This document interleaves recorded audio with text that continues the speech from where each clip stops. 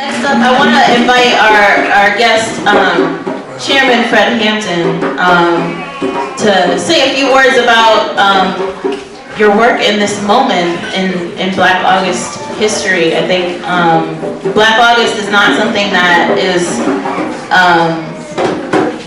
has formed just back in the 70s. You know, we're shaping Black August every year that we come through, right?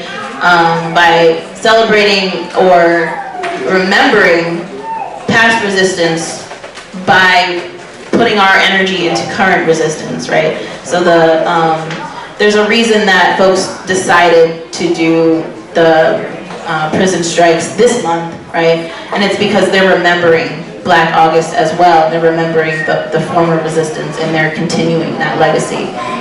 So here we go, Maya. How y'all doing? All power to the people. Power anywhere there's people. I'm so happy to see the chairman here, see the comrade here. It's so important. You know, one of the last times when I saw the chairman, we were in Philly and he had on the jacket. The Cubs are here, the Cubs are coming. And that's so important, right? Because oftentimes we hear that our movements failed. Our movements didn't work. They weren't successful. And I want to remind people, it's not that our movements failed or that they weren't successful. It's because we have been under siege, non-stop, 24/7. And when we lose our warriors, you know, it's almost like the oppressor forgets that we're seeds and we harvest more warriors. And there's a quote that I was thinking about earlier today, and it says, in order to be a true revolutionary, you must understand love, sacrifice, and even death. And with that said, we speak life today. Chairman Fred.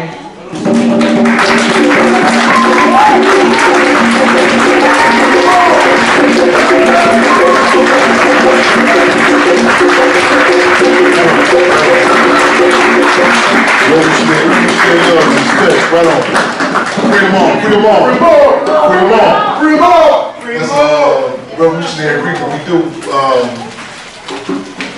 say in term freedom all, we not just restrict, we just not limited to those who are held captive in the concentration camps. We take a position as Malcolm X has said that America itself represents prison, and we also relate to what Minister European Union said that prison is a microcosm of the outside community. So we say freedom all, we are talking about those who are held captive in the concentration camps. We're talking about the victims of Hurricane America, which many people euphemistically refer to as Hurricane Katrina. Our position is that Katrina didn't kill nobody, the U.S. government did. We relate that to the victims that right now that's happening in Chirac. Many people incorrectly refer to as Chicago. A lot of people have an issue with that term, Chirac. We add on to the old saying, we say God created Africans and America made niggas, and that the mayors and the machine manufactured Chirac. So what's happening in Chirac right now is a microcosm of what's happening, what's said to be happening in every colonized community. Right on? Right on. That's right. You got that set? Video. I want to open up, first and foremost, let me say revolutionary appreciations for all the comrades who made this possible for us to get down here today, and for that most important ingredient in regards to struggle. As Minister European said, that without the people, revolution is impossible. So I just want to say revolutionary appreciation to all y'all who came out here today. Again, on behalf of myself, the Black Panther Party Club, we honor the people.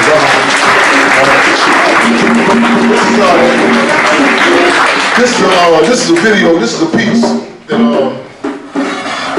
that some young cats out there. We have a tactic we refer to as the code of culture. The Black Panther Party Club Code of Culture. Because again, we recognize that our people don't read as much as we would like for them to read, so we try to be innovative on getting the word out, different tactics. So what our code of culture, one of our mantras is that there are too many of us in Sing Sing for some cats just be talking about some bling bling. Again, there are too many of us in Sing Sing for some cats be talking about some bling bling. We don't put the artists in a position they got to be some sort of frontline freedom fighters, but we hold them accountable. They have to play some point of unity with the struggle. This is a piece that that talks about what happened December the 4th, 1969, and the date in which we define is one of our September 11 stories, similar to what we define August 7th, 1970, August 21st, 1971, and so many other days of terror that have been euphemistically referred to as police brutality, or somebody died or passed away.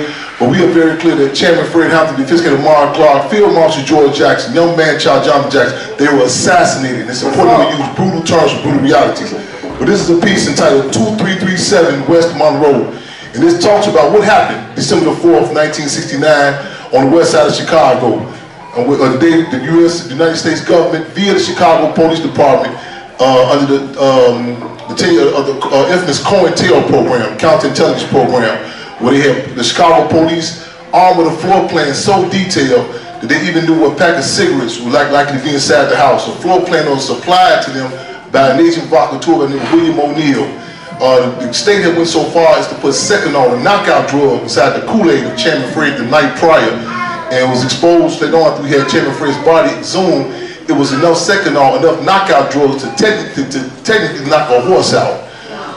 The Chicago Police Department came in Illinois Bell phone trucks. They had blocked the entire block up on the west side of Chicago.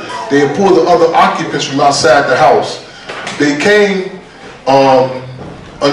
State's Attorney, Cook County State's Attorney, L.V. Hanyahan, had sent, was delegated with a local elite police team, like a local Navy SEALs team, including the infamous James Gloves Davis, one of the most notorious Negro pigs in Chicago. And they had immediately, prior to when they came, just to tell you how complicit this was, the YMCA had took a group of young brothers ranging from ages 12 to 14 years old who had done unofficial youth security for Chairman Fred around the house. The YMCA came and sent them out of town days prior on a so-called winter retreat. They also had placed members of the Illinois Central Committee of the Black Panther Party, placed some of them in isolation in Cook County, gave them trumped up charges. All this was done to make sure that Chairman Fred was isolated. Chicago police, they came, they knocked on the door, the occupants said, who's there? The police responded, Tommy. The occupants said, Tommy who? They said, Tommy Gunn. They immediately shot and assassinated then 22-year-old defense captain Mark Clark. They had shot and assassinated him. They continued to shoot inside the home, and out of the survivors, the Deputy Minister of Health, Ronald Doc Satchel, he took the most of the gunshots, in fact, Thompson machine gun. And other occupants were saying, stop shooting, we have a pregnant sister in here. The pregnant sister at that time was then my mother-to-be, then known as Deborah Johnson, who had just turned 19 years old a few days prior to this going down. She literally felt the shells coming through the mattress. And even in fact, at one point had covered over Chairman Fred's body. And the police had continued shooting inside the room, and the police came in, they pulled her out of the room, they opened up her bathrobe, and they stuck a pistol to her stomach and told her she better not run. When I speak about it, I say the first prenatal care that I had ever received, as opposed to a doctor's stethoscope, was Chicago Police Department's revolver being placed on my mother's pregnant belly. That was my first contact with the American judicial system before I got here, and I said my birth certificate was there and my death certificate. My mother was my first cellie. That was December 4th, 1969. So then again, this is a piece that these young brothers, Voss and Jack, we had did, give them more a visual and a poetic type of way what happened.